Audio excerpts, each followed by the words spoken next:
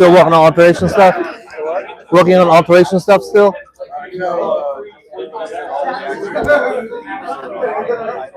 Okay. You got the custom title?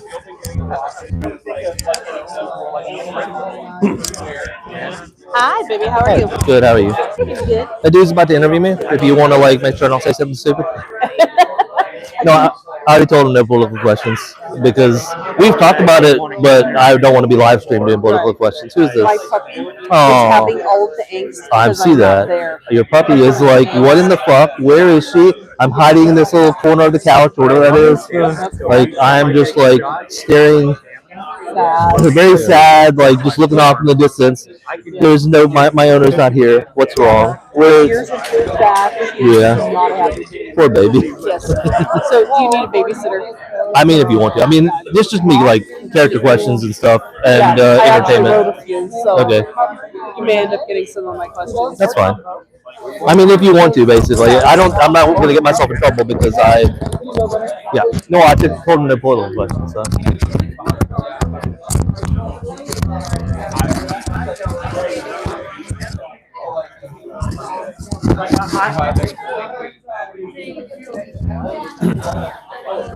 All right. You want to go by venue or by? You can go by Ashwin, that's fine. Nice to meet you, Aj. Sorry. Kevin. Yes. Yeah, my name is Ashwin. How you doing, Aj? Good, good. How are you? Not too bad. Not too bad. So you're a DragonRealms player? Yes. All right. How long have you been playing? Long time. Started in '96. Taken many long breaks over that period of time, but just on and off since then. I hear a lot of people take breaks and then come back and then. Yeah. All right. Well, what keeps you coming back? Friends. More than anything, the friends. A lot of people here. Yeah. Yeah. All right. So where are you from? Memphis. Okay. Yeah. And then how do you like St. Louis so far? Well, it's nice. I've been here. This is my third year here in a row, so I don't really go explore the city or anything. I've been here before when I was younger, but so I just hang out with the people I know here. Oh, so not doing anything else this weekend then? No, I'm here for these people. These are my friends. And you want to tell me about your character? Yeah, my character is a warrior mage, cap level, all skills cap. So he's a crafter. Like he's a very good crafter. I'm part of a group called the Crafters Union. We take orders from people and we make stuff for them. We custom make it for them however they want it. Special materials, whatever they want. If it's something that we can't get ourselves, they have to provide it, or we can buy it for them if we have it, if somebody else has it. So you're running the business two side of it, or is this... No. I mean, it's just in game. Yeah, it's all in game economy. I don't do it for like cash.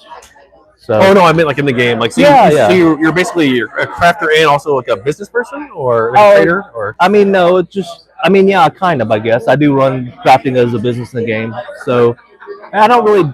I do it because I enjoy it. Like personally, I guess as my character, I do it because my character is a craftsman. So he can make things that other people can't make because he's very skilled. Has spent so many years perfecting it. So he assists people who are learning, and he want to learn how to craft. He'll assist them, and he makes things for people if they want things made. Do you have like a backstory for the character or anything? Or I never really made one when I first started playing the character. I just played the characters myself. So I've never gone back and made a backstory after that. Well, what do you think of the text-based gameplay? It's fun if you have the time to you're not busy trying to train, and you go around the world and read stuff. It's really immersive and quite amazing. So would you say you prefer it over other types of games, or is it just a different experience? Or over MMORPGs, yeah, usually, because on those I just get really bored after a while. And I used to play WoW, and I played that on and off for a while, but I get bored after a while. I mean, I'm just I don't feel like doing this raid. I don't feel like doing this. And the questing, it just takes forever running around back and forth, the big open world. Yeah. I mean, it's nice. But then, the flight paths take so long and stuff. It's just, it just gets to annoy me. So, do you automate it? Do you script it all, or yes. something like that? Yes. What do you think of scripting? I know that people have diverse views on AFK scripts and stuff. Yeah. What do I think of scripting? Yeah. I mean, I'm script because I don't want to destroy my wrists and have carpal tunnel. So I'm going to script no matter what. AFK scripting. I mean, it would be best if it wasn't a thing for the game environment. I think it's a thing. We can't really do anything about it. I don't see any way to make it really go away 100%. Yeah. So Okay. Do you roleplay at all? I do. I do. I used to do it more. I haven't done it for a little while because I've just been too busy, and I'm getting back to do it again. Okay. What kind of roleplaying do you do? Basically, my character will go defend cities that are under attack, research stuff, things that need to be done, participate in stuff like that. Like there was an invasion of a demon or something like that. We went to kill the demon, basically. Yeah. So whatever it is, if it's something that I feel is that something needs to be defended or something needs to be done to protect or to help somebody, that's what I do. Okay. So I guess I would be considered lawful good in that case. right, Sarah? Lawful good. Thank you. So, was this a special one or? Okay, all right. We'll set that one right here. okay. Okay. You have to answer this at all. Yeah. Like, Okay. you were involved with ERP at all, erotic roleplay, or What is the RP? like never mind. We'll just like erotic experiences. Oh, through erotic. the- yeah. I mean, not anytime recently. Probably when I was a kid when I first started playing. Yeah. Okay. I mean, I was like, what, 17, 18? Yeah, I'm sure I did. Nothing wrong with that, man. Yeah. Yeah, I tried it once in Final Fantasy 14 actually. So Yeah. wasn't really my thing. Yeah. Yeah. Any thoughts on the issues going on with magic in the world right now?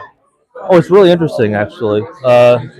Because sorcery, a lot of people have different views on sorcery. Like, oh, sorcery's bad, you shouldn't do it. Sorcery's okay, you should do it. Me, I just want as much power as I can get from my character. So I don't cast spells. I generally don't cast spells that are necromantic spells, which would be the only ones that would be considered evil. So I don't cast those spells for the most part. I have a couple times tested some stuff out, but in normal gameplay, role playing, I don't cast those spells. Because you're lawful good. Yeah, I mean, I guess I am. I never really thought about that over the years, but I guess yeah, I technically am lawful good. Yeah, I mean, I'm a little bit chaotic, and you can. I'm guessing that question has something to do with that. We'll see, but sometimes, yeah. So where do you see the magic stuff going on, or where do you see this going? This story arc. I'm not really sure. I've not been able to read up on everything that's gone on, unfortunately. So I'm not sure because I've been really busy the past 2 months, and it started about two and a half months ago. Well, I mean, the main part of it started about two and a half months ago. It had been building up for years, but that was just like messaging to us like slowly over time and getting more frequent. So it's pretty neat. I mean, I'm curious to see where it goes. As far as a player, it's a bit inconvenient because it's causing us problems with it. When we use magic. We like, with backfire, it hurts us, so it's caused a little bit of problems. But besides that, I'm curious. I want to see where it goes. Okay. And I know too that 5 people are in space jail. Yes. Apparently. Yes. I mean, I didn't hear about that in game because I wasn't there that weekend, so I wasn't able to play that weekend. So I wasn't there when it happened, unfortunately. So do you do player versus player at all? Rarely. I used to do it more when I was younger. And my friends here really want me to get back into it. They've been trying to get me to do it for like the past 2-3 years. so I'm gonna probably start working on it again. Oh, and I want to ask you. I know we talked about it off air, but Droutman's Challenge. You just ran it. Yes. And it's in DragonRealms and in GemStone both. If for the reader. Yeah. How'd it go? It was a little difficult because I'm not really good at running mazes. So I'm not good at mapping stuff mentally like that. So yeah, it was a little difficult. But once I got the hang of it eventually, and I got my computer to stop being laggy, my connection was like really laggy for a while to like log out, log back in like 3-4 times. Oh no, that sucks. Yeah, but after that, then I was like finally figured out where I was going and was starting to move around and test things out. Yeah. Did you make it to the next? Is there a next round or? No, I think we decided to just call it because it took so long and people weren't having a good time.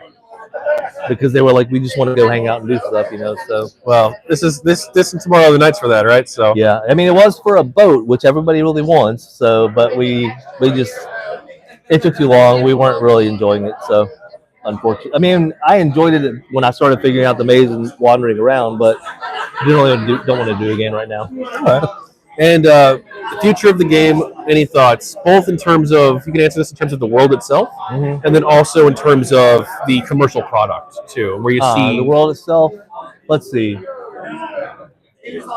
That's a difficult question for the world itself because I've not been paying attention for a while to the role play that goes on. So there's some storylines that are going on. I'm sure. The Wild Magic one. I'm really curious to see where it goes. Um, I don't know that one. I'm have trouble answering. But as far as commercially, I would really hope that they could market the game more to more people so we get influx of new players. I think that'd be a lot of fun. Okay. You think that, well, why do you think there aren't more young people, jumping into it? Because they don't find it. It's not advertised very much. It's not something people are looking for. May not even know. They may not even know that text-based games still exist. So I don't know. Well, I didn't know about it until a Maybe few they don't years know they ago, exist at all. I don't know. Well, I guess I had a little bit of experience with the MUDs as a kid, but Yeah. So that's why you went looking for it because Yeah. you had experience once. So these kids nowadays, I mean, people who are like say 30 or less, they probably never heard of a mud. true. So what do you think of the monetization? Which part? Well, any of it. There's the microtrans events, and then there's The microtrans events. They're fun. I enjoy them. I feel like there's a bit of scope creep with those against the crafting system in the game. I think things should have been achieved through the crafting system so the players are people come to the players to get something crafted. Right now with the MT events, all the best items in the game come from there. So we can't. I mean, we can craft some of them, but they still have to buy the instructions from there and all that. So from that point of view, I'm a little bit. I don't like it as much currently. I enjoyed it, but I don't. I'm not really a fan of it at the moment. The way it's been set up, I guess, okay. Do you have or any the way it's thoughts? turned out, I should say. In the beginning, it was okay. It got worse, personally. I know you're a little bit pressed for time, so I'll get to this real quick. Do you have any thoughts on housing or weddings, or should I just skip those? About what? Housing or in weddings? You housing a game and weddings a game? Yeah. Do you have any thoughts on those? No, not really. I didn't have a house for like ages. I had one like ages ago, and then when I left, and I never bothered with it, so it probably disappears. And then I have one now, and I don't ever use it. So, as far as weddings, I don't know. I never really participate. I think I've been like at some friends' weddings a couple times, but that was a long time ago. So really, no. Okay. Do you play any other MUDs or any No other mods. okay. Any other games? Yeah, I play some single player games, like grapple games. Okay. I don't really play any multiplayer ones anymore. Like I'll play something like Elden Ring in single player mode or first person shooters. Oh, But what FPS? the last one I played was Sniper Ghost Warrior. Oh, how is that? That's fun. Good game. I like the. I think they did a pretty good job. I've been playing. I've just beat the campaign for the new Battlefront 2. The yeah. new quote unquote. Yeah. It's like Yeah, I never played Battlefront 6 years old before, now. So Okay. yeah. Any other hobbies or interests? Yeah, I build computers. I help people with computers if they have problems with that. Other interests? Let's see. That's a good question. I've been so busy lately. I haven't had time for other interests. I mean, I'm doing yoga currently. Started doing that to see if I could, de-stress a bit. There are other things I enjoy. I'm trying to think of them off the top of my head right now. And I'm drawing a blank, unfortunately. What does the yoga help? It is helping, yes. It is That's helping. good. Yeah, it's helping me. I think it's helping me clear my mind a bit. Yeah, That's good. yeah. Well, you have a special card. You can grab another one if you want to, but Will I ever write the letter? That depends. the letter, huh? Yes. Okay. So my character, our guild, the Warrior Mage Guild, is a lawful guild because it was formed back in the early days to protect the province. Because the paladins hadn't been formed yet, I think, at the time, right? Something like that. I think, like in the pre-game lore, the paladins hadn't been formed yet. The big lawful people. So our guild had, been taking on that role at the time, and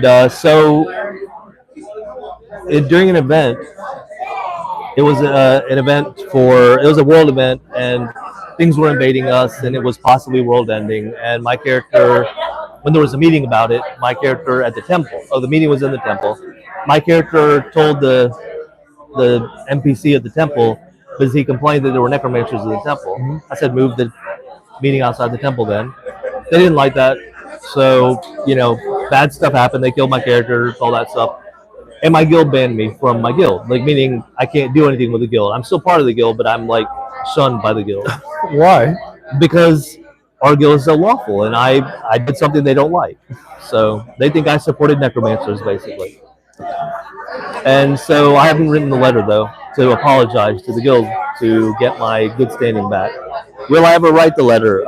It depends. Now that the game masters know why I haven't written the letter, because I explained that to them. Because I was never informed in character about what happened. It just happened behind the scenes. I found out by accident later because I was helping somebody else, and I went in the guild and I was like, oh hey, let me talk to the guild leader, and it didn't work.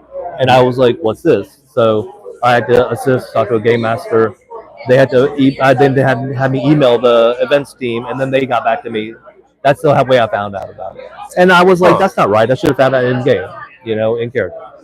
And that's why I haven't written the letter. So if they apologize to you for not informing you directly, Oh will no, you then write the letter? I think they'll just inform me. I don't think they're going to apologize to me for not informing it to me. I think they're just going to inform me, and then I'll write a letter. Okay. Yeah, because then that's moving something forward. I think. So, Well, do you want to grab another wild card, or do you want to wrap things up? It's up to you. um, Since you didn't really get a real one. let's see. Well, you did. I mean, it counts. What do you love most about the text-based gameplay? Currently, I enjoy figuring out how to write scripts to do stuff. Like I like the challenge of writing the scripts. To be honest, Yeah. Are you a programmer? yes. I mean, I'm an engineer, but I like programming too. So yeah. As far as actual play, I enjoy figuring out the systems in game and how they work, and you know, seeing how to push them as far as you can. You know, understand it well enough so that if somebody else doesn't understand, I can explain it to them, or I can be like, oh hey, my character is a master of this. Let me do this for you. You want this, I'll do it for you. And that doesn't mean only just the crafting. Any system in game that works like that, I would do that. Are you a mentor? No, I never have had the time to do that. Unfortunately, I would like to be, and I probably should, but I've never done that. Cool. Well, hey, thank you so much. Is there anything else you want to talk about? No, thank you for the interview, Kevin. Appreciate Thank you. your questions and your taking your time. Appreciate it. Ashvin, yes. Perfect. Okay. All right. Have a good one. And then thank you, Sarah, for the surprise. By the way, did you want to go next? It's too loud. I can't hear you. Okay. All right. Fill it up. Yeah. Let me not walk away with that. Well, unless you put all your conversations to show up on the live stream. Yeah. I know.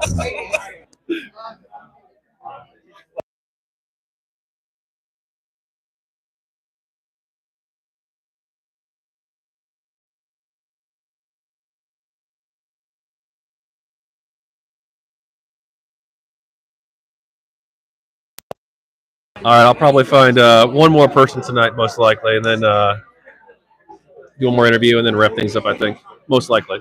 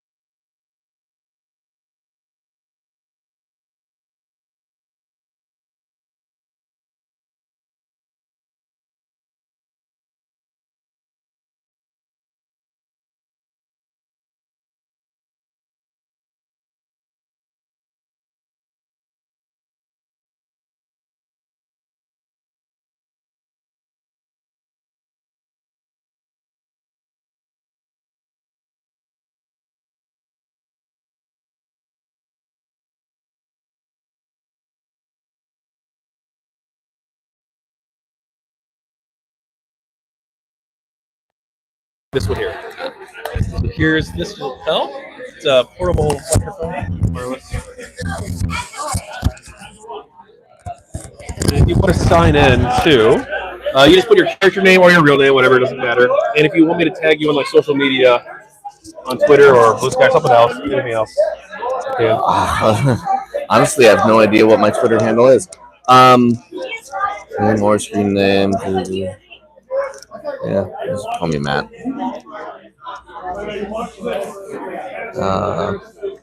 Yeah, honestly, don't know what my Twitter is. I never use it. All right. Well, Matt, you're a DragonRealms player. How you doing? Doing well. Okay. Did you participate in the Droughtman's Challenge? Yeah, I did. It was longer than they usually took.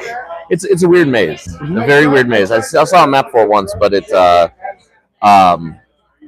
got pulled down, and I think they changed the way the maze worked because it was supposed to be complex enough that somebody couldn't map it, but somebody managed to map the thing. Or is it randomly generated? No, not exactly, but it's so the whole concept of that one was there. I think it was like 5 or 10 people run it at a time, and then they would bring in some other random players to be blockers. Blockers could also get some of the rewards, but weren't competing. Okay, you run into this maze. It goes all over the place. There are occasionally doors. Doors open or close, seemingly at random. Actually, you find levers as you go along. Those toggle what the positions of the doors and whether or not they're open or It closed. might be worth fixing the position. Nope. Sorry, I missed it. That's all right. It slides down if it's only one, unfortunately. The shirt might be better, or you can try and do 2, yeah. How's that? Cool, that's good. All right. So, and then you could turn off the lights on everybody, and then there were ropes that you could pull, which could give you money, or the golden key, which you need to win the thing, or could trigger traps at you. And then everybody, the runners and the blockers, had access to a magic wand that you could freeze somebody with it, or you could shake it to cause a glow so you could see again if the lights went out. And so it's a run through, and it goes until somebody manages to get a golden key and then find their way to the center of the maze where there's like a white door. But the issue is, again, the lever to open the white door is somewhere completely else. If you find the white door but it's locked, do you wait there until somebody maybe stumbles across the white lever and pulls it just in case, or do you? It's kind of crazy because the maze is kind of crazy, but then there's doors that go from like section to section, and so it's designed to be confusing without being literally. It's not procedural generated, so it was just damn complex. And it was pretty well done like that. So this one went very long. The wands weren't working. Like every time you tried to freeze somebody, it was turning on and freezing the person who tried to zap it, and all that. But it's it's all in good fun. So where are you from? Chicago. Okay. Not too far away from here. Well, 6 hours. 5 to 6 hours, yeah, depending how traffic's going. The Windy City. I was there for WorldCon actually a couple years ago. Yep. That's and Anime Central. Okay. Yeah, there's a lot that goes on up there. How do you like St. Louis? It's okay. I mean, I've never done much of the city. Coming down here for mostly just for this. I've gone through a couple other times to visiting friends when they were in school around here, but other than that, it's just here for the con. So you're pretty much in and around the convention hall the entire time. Right. So no big plans for the weekend outside of here? No, not really. Here till Sunday. Drive on home. Back to work. Okay. All right. Well, do you want to tell me about your character? Well, my main character is Chave. He's a bard. I've been playing since '96, I think. AOL was still hourly back in the day, and yeah, those were some expensive times. By the hour, yeah. AOL did its best to try to, you get so many hours a month for your subscription, and then every hour over, But every time you'd log off, it would say, "Hey, before you leave, do you want to check either of these?" And it would give you a couple options. And that's how I encountered any of these games at Simutronics. GemStone 3 popped up one time on that, and so I ended up like playing that for a couple of days, and then sometime later, DragonRealms popped up, and it was called GemStone DragonRealms at the time because it was intended to be another sequel of it in a way. Same world.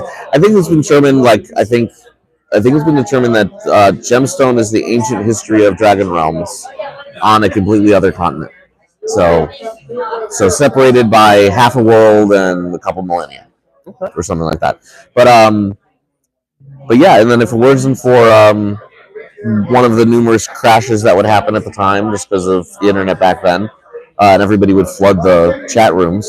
Somebody told me about the front end program that made playing the game significantly easier because you could put macros and highlights and things like that. If I hadn't found about that, I probably would have only played for 2-3 days and then forgot about this and and would have gone on with my life. But it's been a fun game. So what do you think of the text-based gameplay?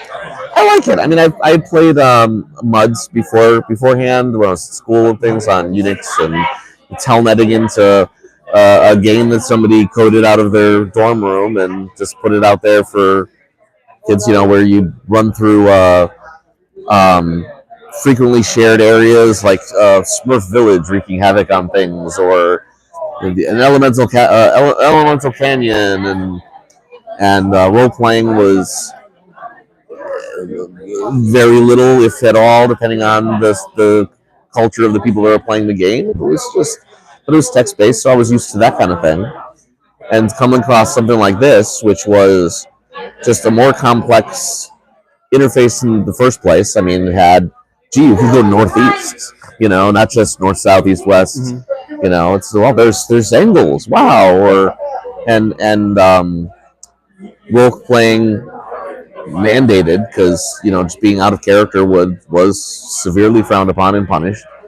Hey, don't do that, whatever. DragonRealms was even another layer above that, in that there was very little use of numbers as the game started. Gemstone was how I considered standard games before. You play that one, you go out and you fight things. When you attack something, you would see the dice rolls in front of you and hit, and then it would then parse that into a description of your swing and how well you hit and everything. But you still saw the numbers of, oh, did I really miss them? Did I barely miss them? How well did it roll and everything? And you would earn experience, and when you had enough experience, you go up a level and use that level to increase your stats or skills or whatever. And whereas DragonRealms was, well, first off, you didn't see the dice rolls, so there were no numbers there. You had numbers for your stats, your strength, your intelligence, etc. You had skill levels where those were on numbers as well, but you didn't get general experience. You wanted to get better at swinging the sword. You swung the sword, and you would earn ranks in the sword. Mm-hmm. And your class, instead of being decided when you created your character manager, you could wander around classless until you found a guild you liked, join them, and then they would say, "Oh, well, before you can advance in this, you need to learn a little more sword, a little more shield, a little more dodging, cast some magic." So you only limit is what you were willing to put the time into learn, because your level in your guild was only an indication of the minimum you could have been to be that level. If you said you're a 10th level character, it means you have at least this much skill in these ranks. You could be massively overskilled and just decide to stop training or stop leveling at 10, or maybe your core skills at 10, but then you decide to train like 5 other types of weapons. Your guild only cares about one, but you could pick up that spear or that hammer instead of just that sword and use them just as well or better. So it allowed for some interesting player choices and player agency on how he wanted their character. Yeah, there was a lot of cookie cutter-ish back then because there weren't a lot of variety of 20 years of gear available and different equipment. If somebody found a sword that they really liked, a lot of people started using that sword if it became available openly. But you didn't have to, everybody just be, the standard, if you're this class, this is what you're using, and this is what, yes, a lot of rangers were using longbows and wearing leathers. You didn't have to. You could have chosen to, I'm going to be wearing the metal armor and clanking around. And okay, so you're a ranger that doesn't hide very well. It's be harder to level, but you could do it. It was made things for a little interesting in my mind, and kept us around. Sorry, I'm rambling. No, you're fine. It's this is your chance to talk for the book, so it's gonna be like a direct transcript, more or less, of what you say. Oh wow! Made readable. You may want to edit it a lot. So you can be a member of multiple guilds or just the one? No, you can only be any individual character can only be in one. If before you advance to second, if you change your mind, you could go to another guild and choose to join them. But it would clear all your skill that you had and just give you the starting skill for that class. Mm-hmm. So that means also, though, since it doesn't know, so when you join a guild as a commoner, you're granted some base ranks for what that class looks for, mm-hmm.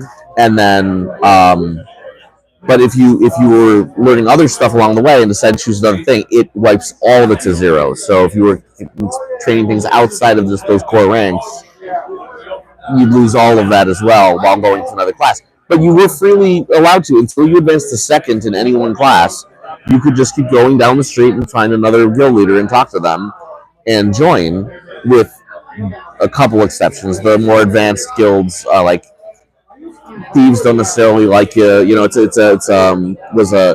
Thieves Guild was a puzzle to get joined, because they're secrets. Technically, if you asked in character, no, there's no Thieves Guild. Organized thieves? That's preposterous. There's crime, but no, there's no shadowy organization behind it. Don't be foolish. But everything was you had that capability of doing that and joining a guild, because if you got past that, you'd have to re-roll your character, which was essentially, it would throw you back into the character manager, and you may end up with the same character name, but you could have changed your look, changed your race, changed your stats and things like that, and then come out with just the starting stuff that any own character had, and anything else you had before that was gone, unless you had somebody waiting there to holding on to your stuff or something like that. I used it a couple times. I actually created my Bard character before the Bard Guild opened. The guild wasn't ready to be released when they opened the game in the public. And so when I created it, I just knew, I didn't know how long it was going to be before it opened, but I knew I was going to need some money for all the starting gear. I'm like, I'm going to need instruments and whatever goes along with it.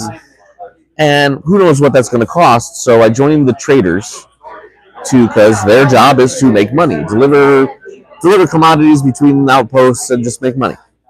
So I do that, but at some point they stop letting you get new contracts. They say you need to advance in the guild, so they try to push you to second level. I'm like, well, I don't want to do that, because this character is destined to be a bard. So I walked down the street to the Thieves Guild and said, hey, I heard you guys were looking for somebody, and they would literally beat the trader experience out of you and become a thief, and then said, wow, that was brutal. Walk back to the traders. Hey, I'd like to see you guys again. Again, you lose all your skill. You're back at zero. And I'm like, okay. And then I just go trading until they stop giving me contracts. And that gave me my nest egg. A few weeks later, when the guild opened, I had the money to buy starting instruments and weapons and gear and equipment and everything. Were you one of the first bards then, or Bard guild members, I guess? Yeah, well, I'm one of the first. I wasn't in the game when the thing literally opened. When the event happened of them literally opening the doors, there was an invasion of a faction known as the Dragon Priests. It was that previous. in the history of Dragon Realms before the current era, there was a time called known as the Dragon's Empire, where a cult that worshipped the world dragon, which was a being that possibly almost destroyed the world, and started out as, hey, this is a nice thing, we just try to do this. Well, somebody took control of that and twisted it for power and took over most of the known world, and was massively suppressed the Bard Guild, because the Bard Guild was trying to keep broadcasting the truth and what's actually going on there. And so they wanted the Bard Guild to be their propaganda wing, and they said no, so it was suppressed. And so that was the in-game reason why the Bard Guild wasn't open yet when the game came out, even though it had been, in-game wise, at least a couple hundred years since the empire had been suppressed. The cult was still out there, and so that's what, like, these dragon priests still would occasionally attack the towns and things like that. So they attacked the town right as the guild was opening, and then got fought off, and then open, ready to go. I think I came home from work for lunch and saw that it was open. So the event must have just happened earlier. Swapped over, showing the character. So I joined the day of. So it might have been one of the first dozen or 24 members that joined, but I have no idea what actually was. Most of the characters who joined back then have moved on in one way or another. So there are higher level bards, but I don't know if there are any still playing that have been in the guild longer. But there might be. I mean, there might be one or two out there. I'm not sure. Okay. So it was quite a while ago. So do you do role playing at all? Oh yeah. Yeah, I mean, you have to in there. It's you can't just go sit, walk into the middle of the town green and start talking about how the football game went on TV the other day.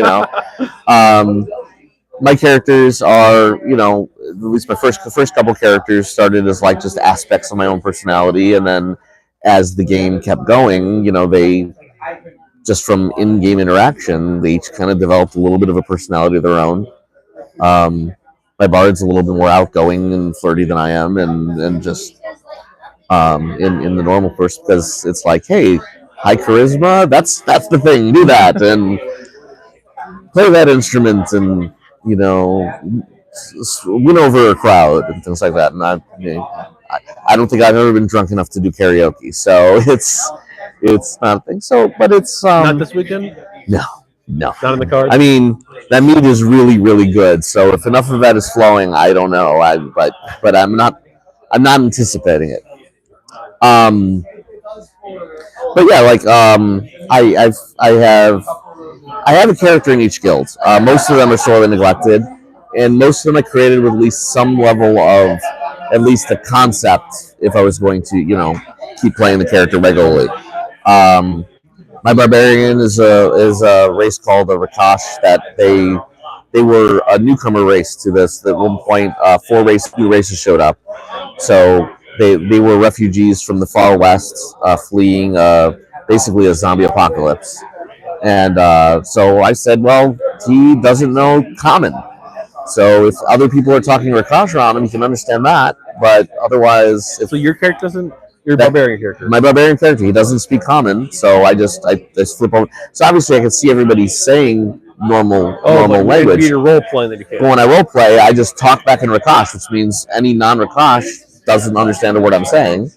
Occasionally, when they publish some part of a partial dictionary of Rakash words, so occasionally I'll actually translate something like a phrase into that, and so speak in Common and say those words. So I'm still speaking the language, but it's still gibberish to anybody that's unless they read that dictionary. So that's a little difficult. So it was just a concept of that. Now, at the time I made the character, that made a lot of sense. It's been like 60 or 70 game years since then, so him still not being able to speak Common is a little ham-fisted. But I didn't play him very much, so at the time he's a newcomer. How is he supposed to know your language? So, well, speaking of flirty bards, Do you ever do erotic roleplay? No.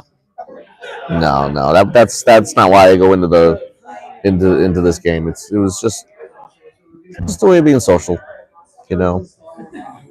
It was no. I know there were a few groups out there doing that stuff, and the GMs once said anytime there was any kind of like in-game meeting or event or things like that, someone somewhere or some group somewhere in their group, because the GMs can see everything people are typing. The whispers, casual conversation, whatever. Whisper. It's just between you and me, and every GM who's in the room can see it. And so somewhere, people are whispering some of that stuff back and forth because we're being naughty, you know. But no, I was just. Well, actually, they mentioned this earlier. Yeah, so I went to some of the panels earlier to better understand. And Melisane, she was talking about how that she likes to get ideas for what the players want. She's a game master. What the players like for the game based on like what she's reading in terms of like, oh, this is what they're talking about. And she gets ideas for that about how to better shape the world and better create like more immersive environments. So yeah, I mean so we used to have an active forums web pages that would for discussion like that. Discord's pretty much taken that over. And those quite often feel more like a conversation just because the way Discord is. It feels more like a chat room than a message board type thing where you had to place a post and trying to follow it wasn't a real conversation. There might have been a little back and forth, but not as immediate as Discord. So actually, I find it harder to keep up with some of the stuff because there's so much conversation in the middle of stuff as opposed to just, here's a post about the game and here's my thoughts on it, and then reading a little thing, following the thread of something like that. But I know some folks I've talked with said that that's been a really good tool for engagement, especially with like some of the latest GMs and stuff like that. Just being able to get almost like in some cases immediate or very quick responses on, hey, we got this thing going. What do you think? Or who's here right now? What's your opinion on this? So that's always very handy. all right, do you do player versus player at all? I've never really gotten into it. My characters aren't. I've never been circle chasers or level chasers, just going for the higher numbers. At one point it was always kind of neat because you get the newer abilities or something. But then at one point I just kind of got burned a little bit because so the Bard Guild, when it came out, had slated abilities at certain levels, but most of those abilities past like a dozen or 13 or 20 levels or something like that were named but didn't actually exist. So they're slotted to work. So at one point there was no point in leveling anymore. It's like, what? You just to say I'm a higher level than you? I don't think I care. So everybody that was always like, I just need one more rank, and then what? And I get to level. Okay, then what? It's like, well, then I get to start over again. Okay, then why do you just keep running out there and asking for leveling now? Why don't you just sit here, enjoy the conversation, and in a couple hours or a couple days, it doesn't matter, then ask her what the level is. You don't need to constantly check the level the absolute second you had the ability. And I'm not saying that everybody that PvPs is at that level, but a lot of the people who do regularly, especially hearing the conversations of some of the folks, like there was a PvP seminar earlier today, the player run, are closer to those levels. And I think part of that is also because the people that are at the bleeding edge of the game can get bored because there's not necessarily enough to do to keep you busy when like maybe there might be one critter that you could fight that's a challenge or something like that, or you just need, maybe there's another critter but you still need more skill before you can get to it, so you're slogging away here.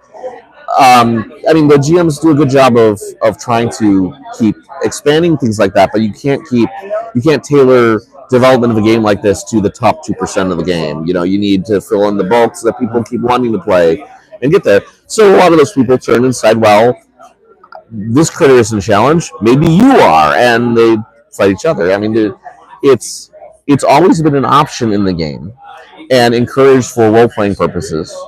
But it's never been encouraged as this is the thing, because like you don't experience fighting hunting players. Um, and there were always some people that were like troublemakers that would try to invoke a fight just so they could kill them and ruin their day, or steal, like when you died, you used to drop your weapon on the ground, and that was a really good weapon. I'm stealing your weapon, ha ha ha ha, and there was a lot of bad blood on things like that. Grave robbers were one of the few things that would get like the game in general like up against a player, because like, hey, how dare you? We like that. They could, yeah. I mean, there are certain things, usually not on your body, but it depends on if you. The death mechanics were that if you died, you could then, if you had favor with the gods, you could depart and your body would be regenerated, but all your stuff was still where you died. And when I first started playing, it was just there. So like you died in the street, it's now lying all over the street. Oh, wow. So you hopefully there's somebody standing there that was helping you out in some way, like a cleric or something, to tell people so and so's coming back, hoping, trying to make sure nobody walks off with anything. And then at a point later, it made it so that it didn't just fall to the ground. You create a grave, and when you showed up to your grave, if you tried to dig it out, it just immediately dug out. Anybody else trying to dig out, it would take a while, so that would hopefully slow them down. But once it's opened up, it's just a hole in the ground, and you're still taking your items out one at a time. And so somebody else, being sneaky or a bastard, could come by, grab something out of there, and run. So there were some things like paladins had an ability to help mitigate that or prevent it, and then eventually resurrection came in the game. So then you instead of having to depart, you're just brought back to life right where you were.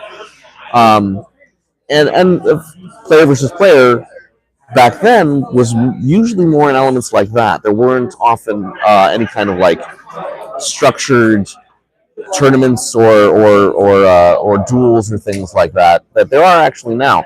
But also the game meta has changed so much since then. Magic back in the day, every guild was creating their own magic, just with like their own guild leaders, or game masters focusing on their class and their class alone. So who cares how that balanced with something else? Nowadays, like everything. The magic system in general, a lot more balanced, a lot more consistent. If this is a barrier, this is a barrier. If this is an attack, it's how it works under the same core. So you can actually see parity between some of the classes. And so now it really does become okay, who's better at playing this game, or at least in this element, or theory crafting the way around. Okay, well, I need to, how do I get past your defenses to take you down before you do the same thing to me? And hearing them talk, it's definitely a big it's definitely like almost a mental challenge in addition to everything else. I just want to make sure, hey, how can we figure out the way of getting about this? But it just hasn't been my thing. I'll watch it occasionally, but getting out there and doing it, I'm just not geared or built that. My characters aren't built that way, so I'm not planning on. The Bard's not the greatest PvP player of all time. Well, honestly, I was kind of surprised during the PvP thing. There were a couple Bard spells that they were saying were like must-haves for every other class if they're going to be PvPing, because this is a great barrier, this is a great buff. So I'm like, oh, really? I'm glad that we're being useful. I found it useful when I do it, but that's just because it's part of my tool set. And but there are certain like magic devices that give you access to other classes spells and things. So a lot of them are using those. And like, hey, cool. We're not a joke. Well, speaking of spells, I hear Magic's having a little bit of trouble. Yeah, there's something went weird lately. Magic is going a little wild. I don't know I don't know if anybody knows actually what's going on behind there, or those who do know aren't telling. But there are weird fluctuations that have been unexplained. Sometimes you'll just, if you're a magic user, just sense like a weird torsion in the magic and then it fades, or you'll cast a spell and and something happens, you'll hear glass shattering, and suddenly you can't do magic for a minute and a half or something like that, or a weird mana vortex will just form in the air and wander around and float out, or bump into you and throw you around and can cause damage unless you can stop it. And other weird things like that. People have been doing research to try to figure out what's going on, and that actually has been giving, on the meta side of things, some neat little benefits. But actively searching into why is magic so wild exposes you or opens you up to getting those random effects a little more often, because like you're stepping too close to the flame, basically. So if you're trying to research it to help solve the mystery, I guess, then you suffer greater consequences. Yeah, you can. I mean, the wild effects there are some positive ones and some negative ones, and they're happening to everybody. But you can only research wild magic a couple times a day, and it resets for globally. It's a global cooldown. You don't know when it is. You just have to see if you can try researching again, and it'll go. And I believe if you research wild until that next reset, those things, the effects could happen to you more often than they would have otherwise.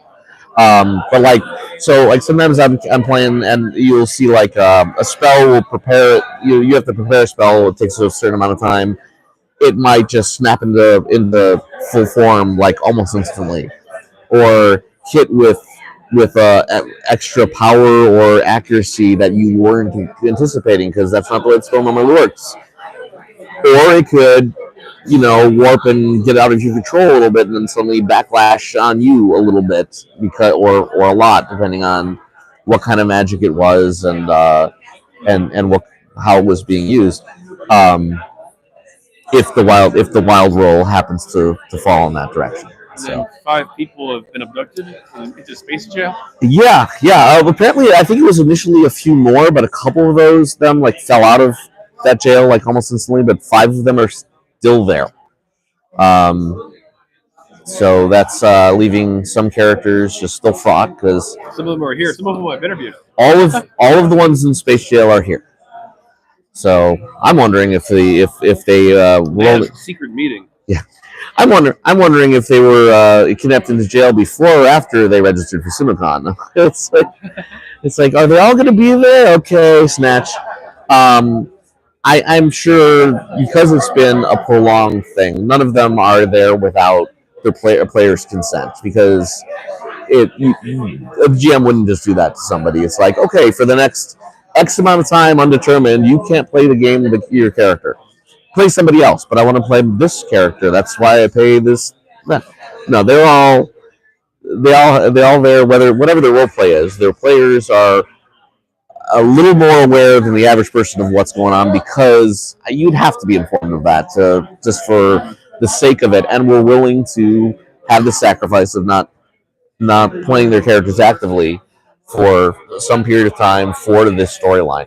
And that's kind of cool that there is that level of interaction on something like this. That's this game spanning.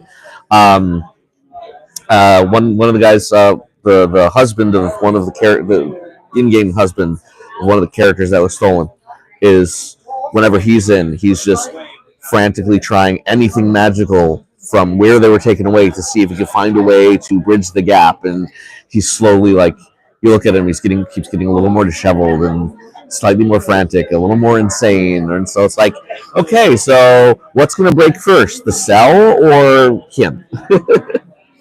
It's like, dude, when was the last time you slept? Maybe go to decaf, something. But yeah, he's worried about his wife and their friends and everybody else, and it makes perfect sense. Great opportunity for role play, and everything's going on. So, and who knows how long this is going to be. When it started, an event like this one starts, it usually starts pretty hard and then slows down to a bit until they get to whatever it's going to be. Are you green? I don't know. I'm not green. So it's coming in. Okay. I closed the chat, so okay. There you go. You're green now. All right, sorry. Continue. Okay. So like the first couple days, like the wild surges were happening a little more often, a little more frequent, things like that. And then it probably, as I said, it'll slow down to some mean level of okay, this is happening because an event is going on. Eventually, we're gonna find what big bad evil guy is messing with magic, and we'll try to trounce them. And if it's successful, then magic may stabilize. But depending on what happened, maybe some element of this wild magic might stick around forever. Will that be a good thing, bad thing? Is it just going to be is it just a long-term temporary change or something that might add to the game forever? Just change a little bit about magic, add a little bit more uncertainty to stuff that's been something that has been seeming a little too cookie cutter. I don't know. So that's your prediction then? A big bad. Somewhere there's some big bad evil guy the BBEG is messing with magic, and it's somewhere somehow we'll figure out what it is, what or who it is, and there'll be a fight. Something's going to happen. There'll be groups of adventurers from all across the realms that get together and find some way of bringing the fight to the guy. And like any kind of role playing game like this, it usually ends up with just not diplomacy. It ends up with an axe to the face. And the great thing about that is they've gotten better over the years of making large scale things like that happen, so that everybody's involved, and it's not like only the top characters do anything, and everybody that's younger just is cannon fodder. No, everybody can do a little whatever they can to survive and to help advance the story, the plot, and it's usually not a I don't know how much of those kind of things are presets, and then it's just like, oh, let's see if the players can do it, or if it's just here, we'll set up something. And then when we feel the players have done enough, we'll flip the switch and say, okay, now the bad guy dies. I don't know how much it is that. I've never been on that side of the curtain to see what it is. But they usually tend to be pretty epic and fun, and people talk about them for quite a long time and make for some interesting things. Sometimes they end up leading into one of the paid quests that people, would then instead of being an all realms, everybody going after it at once, it becomes, okay, well, now you can sign up, and with your group of 5 to 10 friends, you can go fight the big bad evil guy and do that. And those run for a period of time, and people get rewards and say, oh, that's kind of cool. And that's happened that way in the past, too. So, just a heads up, we may be running low on battery on my end. So, are you still green? Okay, you're good. Just me. I charged that one, but I didn't charge this one, I think. In between, because they only do one at a time. Gotcha. Yeah. All right. Well, where do you see the future of the game? You can answer this two ways. One, the commercial product itself, and then two, where do you see the world going, the internal game world? I mean, the game product seems to be solid. I mean, they're not pulling away from it. They did close there used to be a few other games that Simutronics ran, and those got shuttered in the last few years. But these two were the flagship ones that have kept the more active player base. So those are still running. From everything I hear, it's going strong. They've added free-to-play options and microtransactions like several other games types out there, and apparently that's been doing successfully. So I don't see any reason why they don't really have any reason to change those models. It does make some elements from the game side a little frustrating when it makes not complete pay to win like some games like that are, but like in some games that are some free role playing games, like there's a Diablo clone called Path of Exile. It's a free to play game. There's a lot of microtrans, but they're all cosmetic. They just make your character look badass. They don't actually help you kill anything. They give you giant wings and glowing footprints and a little fancy pet that will follow you around and stuff like that. So you look like, oh my god, this guy's an angel or something like that. But it doesn't affect your stats any. We have some of that stuff, but then they also have like the microtrans little quick quest events, and you end up finding weapons with elemental flares that will attack out, which we always told would be part of the enchanting system when that gets filled, but we can't make those, so they're only available through the microtrans. So then, well, then why would anybody ever want an enchanted one, or even the non-enchanted things that show up in those events are better than things that can be made. When the crafting became available, we were told that player crafting would have a strong niche because the regular 24/7 in-game stores, that like the weaponsmith that you can walk up to in the middle of town, has generic serviceable weapons. But any player who's worked on the crafting to be able to make a sword decently will make one better. It'll be lighter, or it'll be a little sharper, or a little more damaging, or something. And with a lot of skill, with more skill, could make it significantly better. And then the only things that would still be beyond would be very rare items from limited festivals or especially auctions where like there's one or two of these items. And so that was supposed to be the thing. We'd be filling the major niche between the fancy stuff from events and the general what's available every day kind of thing. We'd be able to make those customs, and that's not becoming a fully recognizable thing at the moment. And so we're wondering, it's like if microtrans continue that way, is the player crafting community ever going to come back from that? I'm still learning the crafting bit, so I'm not that big of a horse in that race. But I know some people who have put a lot of time into it who are a little more pissed off about some of that, but we don't know if there'll ever be any kind of change to the philosophy of the microtrans. As to how the game in general goes, I don't know, but I'm looking forward to seeing what it does. It's events like this Wild Magic thing which keep changing and shaping the way it moves forward. There's probably not going to be that much physical addition onto the game. We've got 5 provinces. Areas within those provinces maybe develop more in a little bit, but there's not like going to be a 6th province showing up or something like that. There's no more map to add to or something like that. And plus, those are very, very big development things, which they have 21 people on staff right now, and not all of those are developers. Developing like a whole new large area like a province would be is a massive undertaking that takes a lot.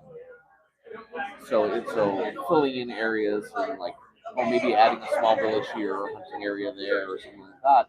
We'll build in areas and fill in the gaps in hunting ladders and areas so that you don't have to keep running from one side of the world to the other necessarily to find this critter's not teaching me any better. Where can I find something a little more challenging? So those always just fill in and add a little lore and add a little variety and make things interesting and scary and fun. So you said you would have left the game if it weren't for scripting? Say again? You would have left the game if it weren't for scripting? Not well. No, I haven't. I use scripting. Or I misunderstood. Sorry. Maybe. No, it's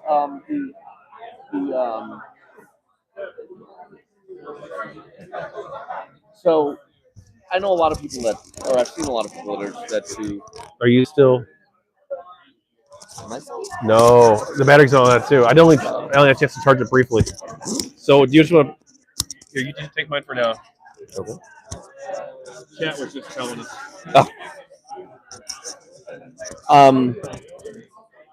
Okay, so scripting. The bits I use it for are mostly to just save on some typing, make things a little more efficient, things like that. I have seen people over the years that try to automate everything as much as possible so they're not having to pay attention to the screen. I don't see the point in playing that game.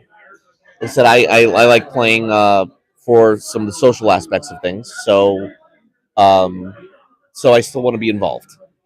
Um, and luckily, there's still a significant portion of the player base that agrees. So if this became just everybody's just scripting and just chasing the high number and nobody's actually talking or doing anything, then it wouldn't be a place I go to have fun. Because I mean, as silly as it is, um, as it may seem, things like that. Some of those folks had been friend. I've had been friends with some of them for years and never knew their real name or what they looked like or ever met them until showing up at a con and then saying, "Oh, yeah, you're that guy." Or, I mean, I've had conversations with some people at at at SimuCon that have been like, a good talk with somebody for like 45 minutes or an hour, and then I said, "Okay, what was your name again?" Grab their badge. And go, "Oh, you! I hate you. Good on you. Let me buy you a beer." And just have it because it's like their character is an ass. The player was a great guy. Wow, that's good role playing, or whatever. It's not everybody's play style meshes correctly or together, and that's perfectly fine. It's a large world out there and in the game and out here, so everybody does their own thing. Um, so scripting as a whole, like if like I said, if it overwhelmed the game, then it just I don't think I would enjoy going into it anymore because the things that bring me back wouldn't be there anymore. But as long as there are those folks that are still there to have a conversation or just it's not every time going in is just okay, gear up and go out and fight a monster. There are sometimes it's just I'm going to sit around the guild and see who comes in and have a couple conversations because I don't feel like risking my life against pick a monster. And since most usually that's a very solitary activity, I'll sit here and chat with the folks that come through. And some days nobody comes through, and some days a bunch of folks come through. And You just log in and just, hey, look, there's someone here. Let's talk. yeah, usually I'll find a spot, sit down, and there are a few places that people tend to gather. Um, the Bard Guild way back in the day used to be a really jumping spot. A little less so now, but there are still some. But if you're sitting in a guild, you're generally going to jump into other people in your guild. So it's like, hey, things to talk about with there. Or you go to an area where there's just traffic passes through in general. The Empath Guild usually has people following through at any times because they need to get healed. So you can talk with the empaths and or anybody else, or an area like Town Green has a pond that's with some benches on it that people sit around and um, they tend to unlock boxes there because there's like a domesticated jellypod that acts as a trash can, so it's something to throw the things out at, and it's centrally located, so people will just go there because then it's an easy spot to tell other people, hey, I'm going to be at the pond, just swing by or whatever. It's a landmark, and so sometimes folks will just sit there or whatever. There's lots of places they've changed over the years.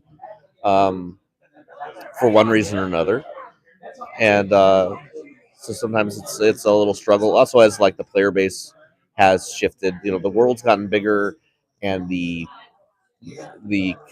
concurrent player numbers have not always grown with the size of the game.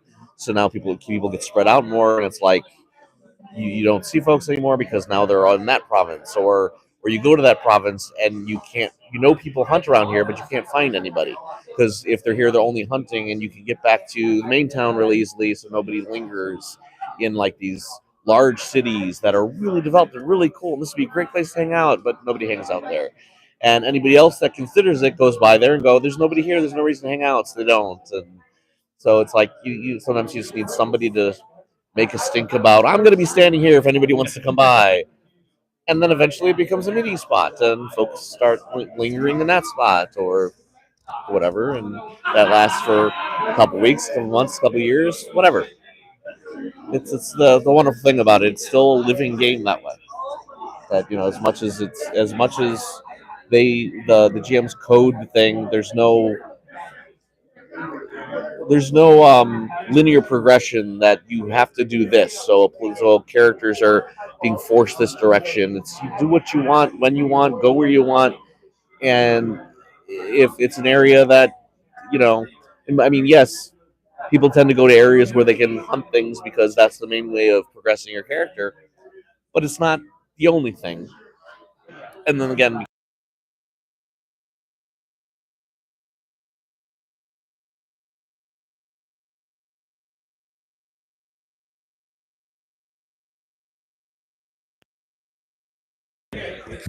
I, um, Put like 5 10 minutes on that, maybe. 15 yeah. maybe. So like folks may go back to places they used to hunt at just so that they could still train up lower weapons, and so now those areas then become populated again, and it it's still just a living game, and that's very cool. Well, I want to ask about housing and weddings, but we might not have a huge amount of juice left. So, you What, have any what was thoughts the on part? housing and weddings? They're there. I know the housing bit was originally was just a well, I believe it's still a premium player perk. It used to be you could have one per account. I think that's been opened up so every character on a premium account can have one.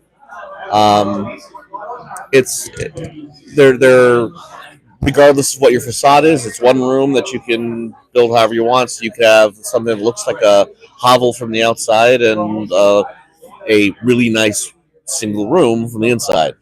So, which is could be a nice step up. But if you've got something that looks like a manor from the outside, it's still just one room on the Oh, inside. really? Yeah. Multi-room houses, for technical reasons, can't really be a thing. Um, and then the weddings.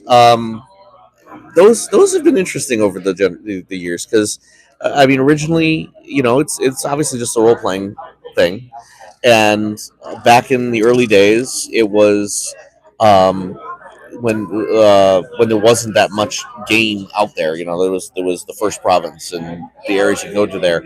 Sometimes players would just ask GMs, "Hey, we'd like to have a wedding. Would you be able to help us?" And one of my characters went to a wedding that took place on the black moon because it was there's three moons, a black, red, and blue, and it was two moon mages getting married. So you walk through a black moonbeam and ended up on Katamba, the black moon, and there was four rooms there that GMs just created for this special wedding. And then after the game moved to the web, then it became something a perk you could purchase and then have stuff customized or whatever. And then they'd also offered some straight in-game smaller packages, less customizable, but still, you could rent an area that would have dance floor and a fancy cake and be catered and things like that, and it's just so that you could invite folks. And it was always you choose a cleric you knew to come up with a ceremony. There's no set thing. They were always very nice because it was definitely a show of role playing and the folks being invited. I haven't gone to one in quite a while. I find that sometimes in events like that, at least my bard character has a hard time not heckling, and so I decided it's probably best to stop showing up at weddings because I know people here are trying to keep this solemn and romantic, and I shouldn't be heckling that, but uh, but yeah, no, it's fun and showing still that the people are putting more into their characters than it's just not just considering a character like a random avatar that's not them. The people are investing time to put personality and develop relationships, even just through text and imagination. All right. So, any wild stories from the game and any wild stories from SimuCon? Well, SimuCon stories are I saw that one coming. yeah, no. Um, I mean, it's hard to narrow shit down. Like I said, I've been playing for 20 some years. There's been a lot. There have been incidences that where have um, usually what people consider a wild story in the game would be where people were not treating it as a game and were taking things too personally and ended up blowing things up, and that usually ended up with people leaving the game or being banned from it because of that, being trolls or something like that. Usually if it was just like a great storyline going on, then it becomes a good story and part of the history that's shared on and whatever. um, at SimuCon, well, you get all these people together and add copious amounts of alcohol, and yeah, there's going to be some shenanigans here and there. The platinum instance of the game, which was higher tier of subscription, so there were fewer players. So that means they got dedicated. They got some extra perks and dedicated GM support for their things. There was one year a bunch of them were here, and the hospitality suite for these cons has always been basically a computer lab. We've got two computers over here because everybody brings a laptop now, but before Wi-Fi was everywhere, it was just that. And I remember one year, just like four people from Platinum sitting in there, chatting with each other, standing next to each other, and then occasionally look at the screen, and one person would hit enter, and then that guy would die because he was sneaking up behind him and just backstabbing him for no reason. He was drunk. They were friends, in game and out, and he's just and just killed. And that year, I think three of the platinum members got automatically locked out for too many player kills in a 24-hour period, and so that night or the next night at the convention dinner, they had to be granted amnesty from the producer of the game so that they weren't so they could come back in less than a month. So I mean, those were good-hearted. There have been some cases where people, again, alcohol and shenanigans don't always end up well. So there have been some downsides, but I try not to think about those too much. Um, but generally, it's everybody has a lot of fun. Um, you know, karaoke and dance parties. I think we're going to have a 80s theme tomorrow night. Yeah. So there have been things like that a couple times in the past, and they're a lot of fun. Just historically, I was told by a previous con organizer that before we got to a couple of hotels ago, we were told by that hotel that we outdrank the Hells Angels. I wouldn't doubt it. I mean, have you been here last year and this year? Yeah, it was a small hotel. Their bar, we drank them out of alcohol 3 nights running. And when we came back the next year, they doubled it up and we did it again. And that's when we were told that we outdrank the Hells Angels. And it's like, wow, that's crazy. So when we started coming to Westport, they had to really stress, but these people drink a lot. And so we never worried about that anymore. And then it's been going fine ever since. Though there was a year or two where the con attendees were dropping off a little bit, and then Simutronics needed to take a break from it, so they didn't organize anything official. And a bunch of us just said, "Well, we are already planning to come to St. Louis this summer, so we're doing it anyways." And so we just showed up and got somebody had a suite room or something like that, so we just bought a bunch of alcohol and just hanging out there. And it was the unconvention year. And so since then, it's been more like something like this, where like people will buy a lot of snacks or something like this. Now this is back to being again officially sponsored. So instead of having like a big set meal for dinner or something like that, they're supplying bagels and coffee in the morning and soda during the day, or somebody's running to the store and just bring it into the con room. So there's less swarming the bar and more just what we happen to have sitting around here. But we've all gotten a little bit older over the years. I mean, in general, the population has aged a bit. We still get occasional young folks still coming to play, but it's kind of hard. I mean, in 2024, to find a text-based role-playing game online, you have to be looking for it. And there aren't that many. I would think there aren't that many, even millennials and especially younger, that would think that's something they'd want to play. Compared to the other things they've been playing historically, most of the folks who have and come in young, it's because older siblings or their parents, in some cases, have been playing this game for ages and told them about it and bring them along. So we still keep bringing in new folks like that, but it's. I think the average age has gone up a bit. So it's up to you. Do you want to do the political questions or not? I think you got a bit more juice. It's not flashing yet. Not really. It's that's always even in kind of like in just an open dialogue. It's still kind of like I just don't really like I, it's useless to talk in an echo chamber because you're not convincing anybody when everybody already has the same conversation. I mean, if the person you're talking to already agrees with you, what's the point of having the conversation? So it's good to have conversations when there's a mixed group like that, but those never seem to go as well as you want them to, as everybody just staying open and having an honest discussion. So I just try to avoid them in general. It's like religion and politics. It's just not things to get into too much. Yeah. They don't. Well, I try to make them, I guess, go as well as I can, but I'm a political live streamer. But so yeah, if you're SimuCon people or GemStone or DragonRealms people, and you're into politics, I try to have conversations with people across the political spectrum. I'll say that. So you mentioned other muds. Do you want to talk about those at all? When I was away at school, so this would have been mid '90s. So a little bit before the internet was available to everybody in general.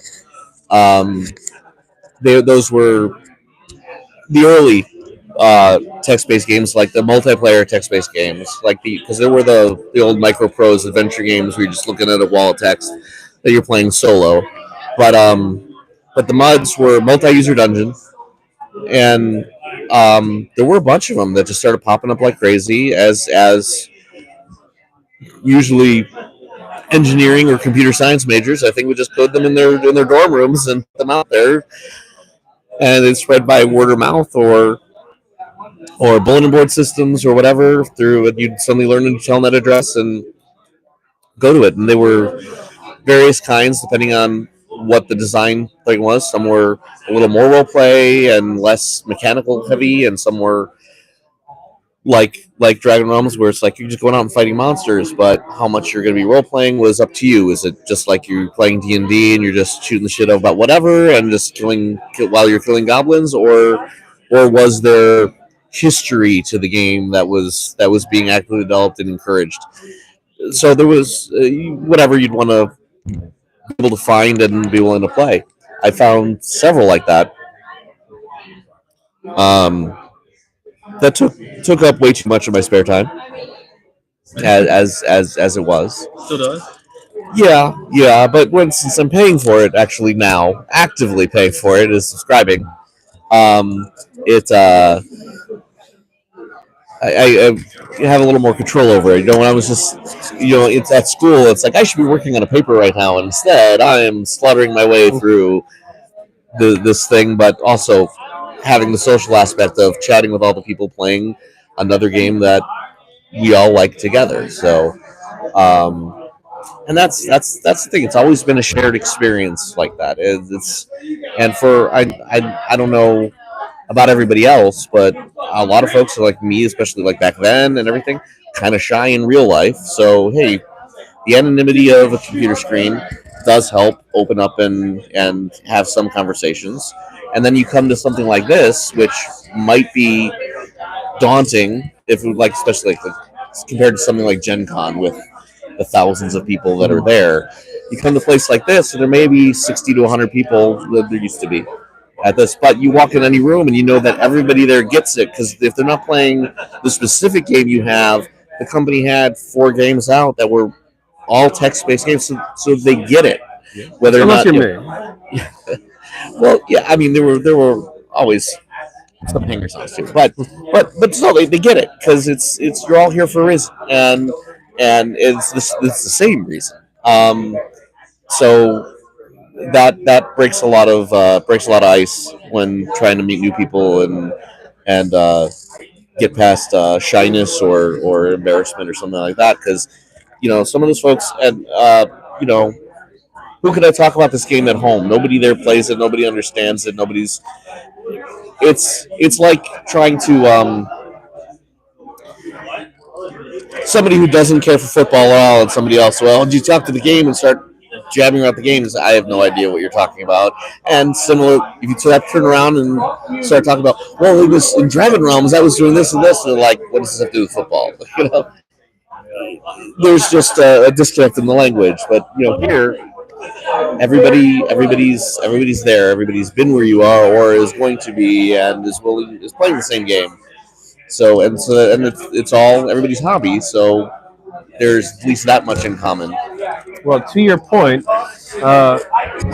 Surfin in the chat says, my parents played this game and introduced me to it when I was like 13. So, well, awesome. Do you play other video games? Oh yeah, but most of those I just single player stuff. Like I'm not a Call of Duty or a Fortnite player or anything like that. I like the graphical ones. I like being able to play at my own pace to as little or as in depth as I want to. So it has to have a good single player story. I think I've only ever tried like those kind of like the multiplayer aspects of game, like with I think I did with Mass Effect once, and that was about it.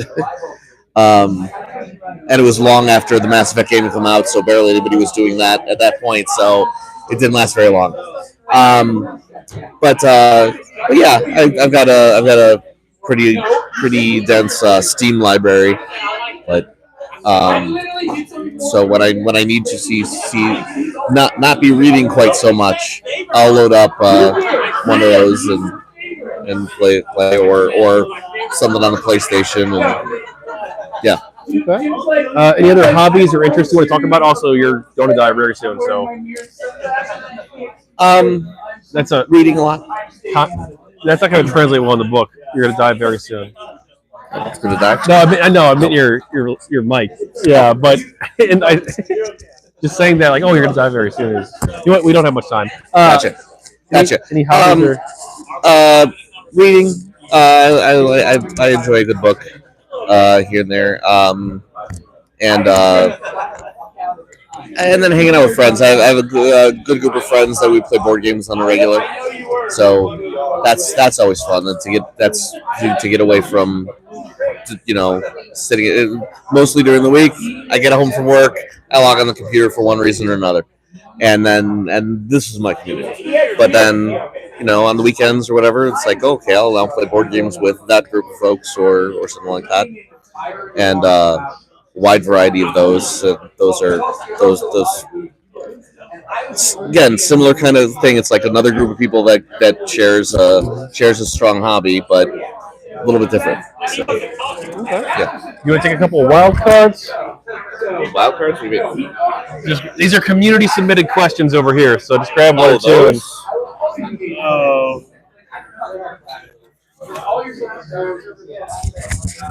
What do you love most about the text-based game you play? Really, it is the community. All these folks. If it weren't for all these people still playing these games, you're dead. We're switching.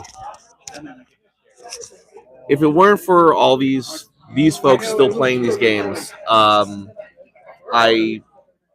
wouldn't be enjoying it as much. It's that interaction that keeps it going. Because just wandering out and killing a troll, it gets a little old. I mean, it's the same thing over and over again. And yeah, I could advance a little bit and unlock a new power. So okay, well now I'm killing him with ice instead of fire or whatever. But it's still just killing the same troll. Whereas it's the interaction with the other players. That's what keeps me coming back. I've been a couple of times when for a couple months or a year or more I've been barely playing. Log in every once in a while just to make sure I'm still there. But then when I have time and I come back into it, and it's the people. Well, hey, anything else you want to talk about? Any other questions you want? No, Matt. Thank you. Thank you. I appreciate it. Thank you for watching. Don't forget to like, comment, and subscribe. And I think it does help. I think it helps. It helps too because it's a long interview. So I think that helps too with the book too. So it's not. Because I was worried about page count, I wanted to do 15 interviews, Okay. roughly. I mean, maybe I'll do like 13 or 14 or 16 or whatever. But roughly, like between like probably 13 and 16 would be best, I think. For one book, you know. Yeah. Well, hey, thanks for watching again. Subscribe if you haven't, and share the video around if you want with other players. And I'm gonna. Oh, I gotta go over there to shut it off. So. I